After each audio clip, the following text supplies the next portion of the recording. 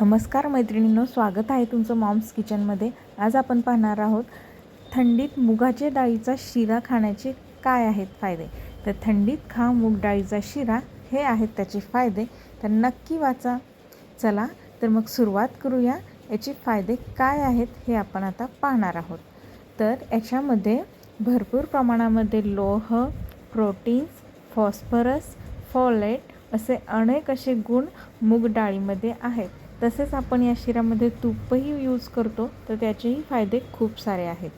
तर आता नेक्स्ट फायदा आहे, याच्यामध्ये भरपूर प्रमाणात फायबर्स आहेत, त्यामुळे हे फायबर हे मूग डाळीमध्ये जास्त असते, त्याच्यामुळे पचन सुधारते, आपले डायजेशन व्यवस्थित होते, त्यामुळे आपणाला गॅसेसचा त्रास होत नाही।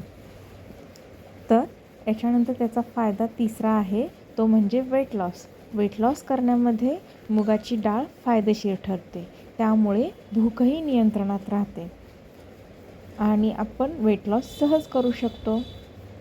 तर याचा फायदा नंबर 4 काय आहे आता आपण पाहणार आहोत।